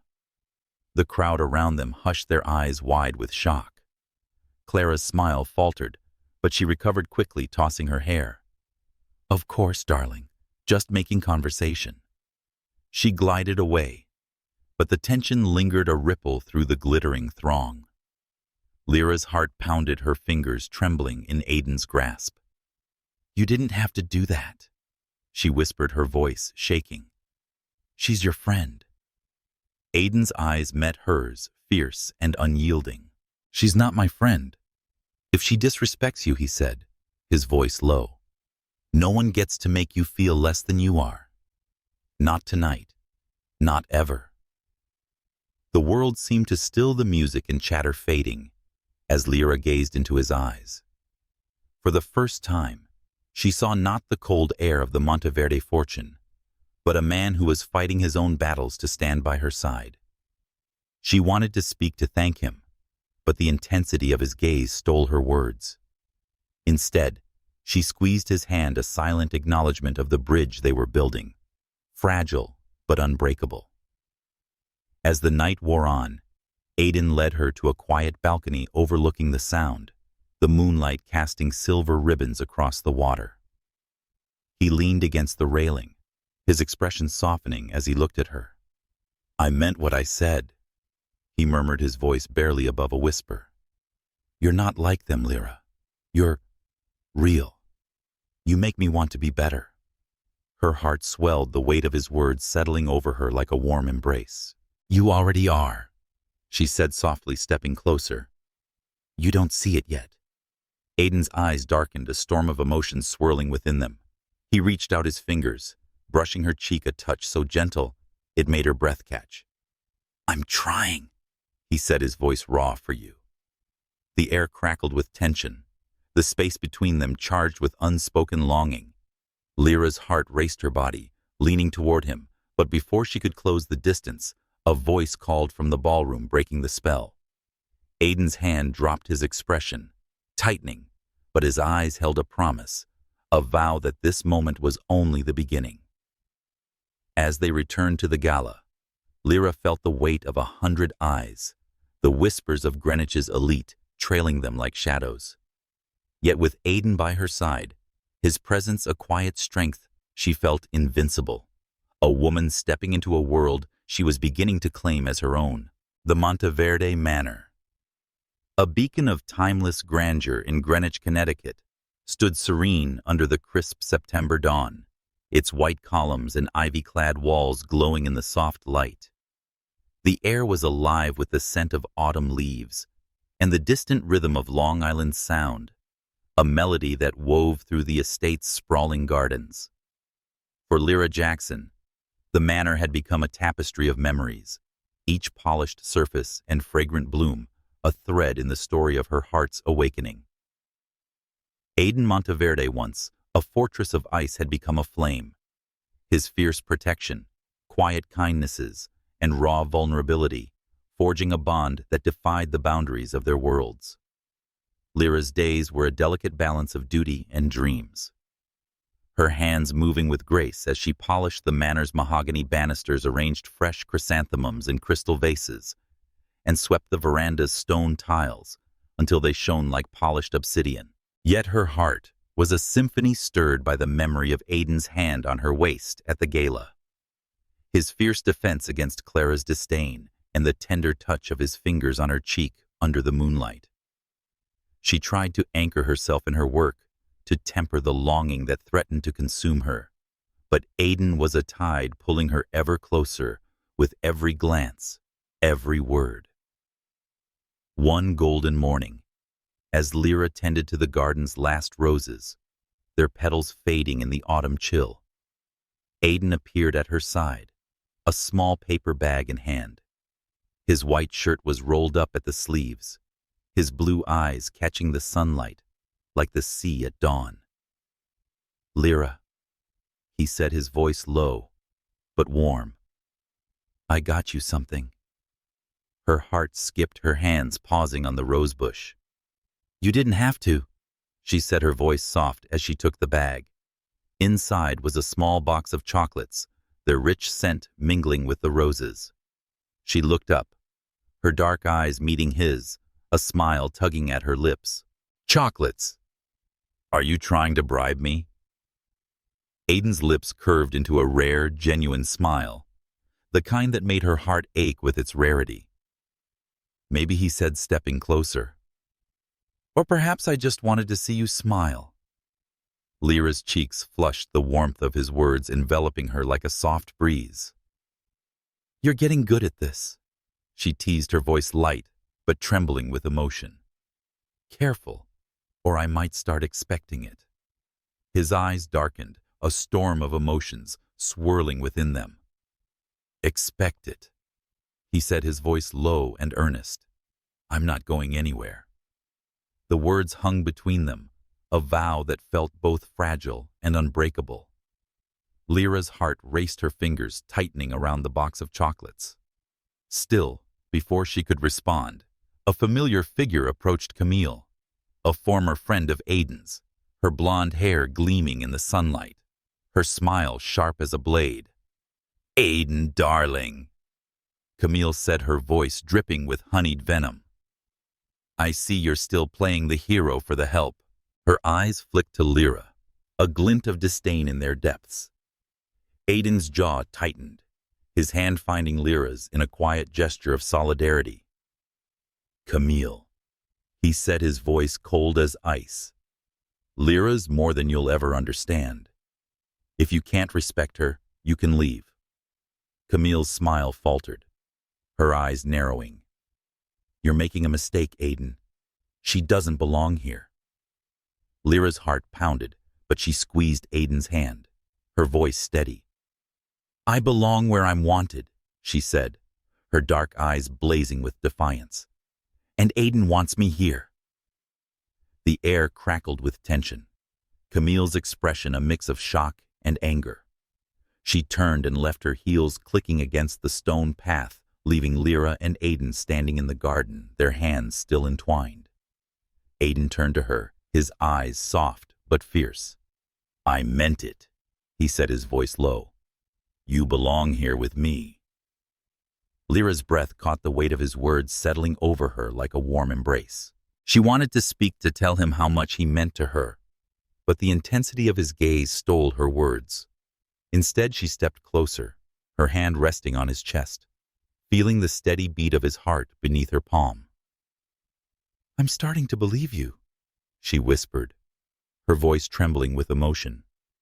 The days that followed were a delicate dance of connection and courage. Aiden's gestures grew bolder, bringing her coffee in the morning, helping her carry heavy trays, lingering in the library to share quiet conversations about books and dreams. Lira felt the walls between them crumbling each moment a step toward a future she hadn't dared to imagine. Yet the whispers of Greenwich persisted, their judgmental eyes, a constant reminder of the chasm between their worlds. One evening, as Lira cleared the dining room after a quiet dinner, Mrs. Mercedes called her to the veranda. The older woman sat in a wicker chair, a glass of wine in hand, her silver hair glowing in the moonlight. "Lira, dear," she said, her voice warm but probing. "You've changed this house. Aiden especially. He's different because of you." Lira's heart swelled, her hands clasping the edge of the tray. "I'm just doing my job, ma'am," she said, her voice soft. "But he's changed me too." Mrs. Mercedes smiled, her eyes sharp but kind. "Love does that, dear. It changes everything. But be careful, this town. This family comes with burdens you may not yet understand." Lira nodded, her throat tight. "I know, ma'am, but he's worth it." Before Mrs. Mercedes could respond, Aiden appeared in the doorway, his white shirt unbuttoned, his hair tousled in the sea breeze. "Lola, don't scare her off," he said, his voice teasing but warm. He turned to Lira, his eyes softening. "Can I steal you for a walk?" Lira's heart raced, but she nodded, setting the tray down. They walked through the garden, the moonlight casting silver shadows across the roses, the air alive with the scent of autumn. Aiden's hand found hers, his touch warm and steady, and for a moment the world was just the two of them. "I've been thinking," he said, his voice low as they paused by a small fountain, its water sparkling in the moonlight. "About us. About what this means." Lira's breath caught her heart pounding. "What does it mean to you?" she asked, her voice barely above a whisper. Aiden's eyes met hers, a storm of emotion swirling within them. "It means I don't want to lose you," he said, his voice raw. "I don't know what the future holds, but I know I want you in it, not as a housekeeper's daughter, not as a guest, but as mine." The word hung between them, a vow that made her heart soar. Lira stepped closer, her hand resting on his chest, feeling the steady rhythm of his heart. "I've always been yours," she whispered, her voice trembling with emotion. "I didn't know if you'd ever be mine." Aiden's hand cupped her face, his thumb brushing her cheek with a tenderness that stole her breath. "I'm trying," he said, his voice raw. "Every day, I'm trying to be the man you deserve." Their lips met in a soft, tentative kiss, a moment that felt like the world holding its breath. The garden, the manor, the whispers of Greenwich, all faded away, leaving only the warmth of his touch, the promise of his heart. When they parted, Lira's eyes were bright with tears, her heart full to bursting. "I believe you," she said, her voice steady, despite the tears. "And I'm not going anywhere." The weeks that followed were a whirlwind of change. Lira returned to Howard University, her days filled with lectures and late-night study sessions, but her heart remained in Greenwich. Aiden called every night, his voice a lifeline across the miles, sharing stories of the manor, his grandmother's teasing, and his own quiet transformation. He began to visit her on weekends, driving down in his Mercedes, his presence a beacon of hope in her crowded dorm room. One crisp October weekend, Lira returned to the manor, her small suitcase filled with books and dreams. Aiden met her at the gate, a bouquet of sunflowers in hand, their golden petals glowing in the sunlight. "Welcome back," he said, his voice warm, his eyes bright with love. Lyra's heart swelled, her fingers brushing the petals. "You remembered," she said, her voice soft. "Sunflowers are my favorite." I remember everything he said, pulling her into his arms. The embrace was warm, steady, a promise of forever. They walked through the garden hand in hand, the manor looming behind them like a silent guardian. Mrs. Mercedes watched from the veranda, a knowing smile on her lips, as Monteverde stood beside her, her eyes shining with pride. That evening, Aiden led Lira to the balcony overlooking the Sound, the moonlight casting silver ribbons across the water.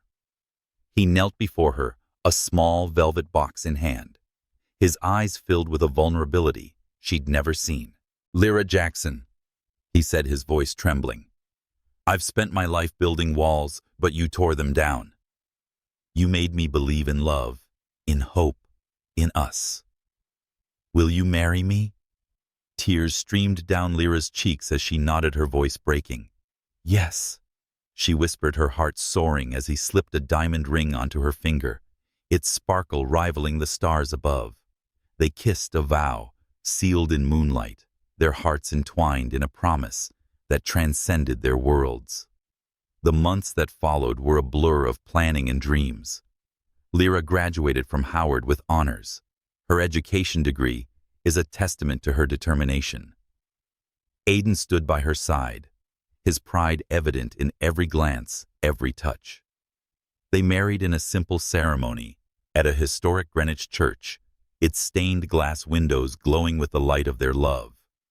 Mrs. Mercedes gave her blessing, her eyes misty with joy, while Monteverde wept openly, her daughter radiant in a white gown. A year later, Lira gave birth to twin boys, their laughter filling the manor with a warmth it had never known. Aiden, once a cold billionaire, became a devoted father, his heart open at last. The manor, once a fortress of solitude, became a home, its halls echoing with love and laughter.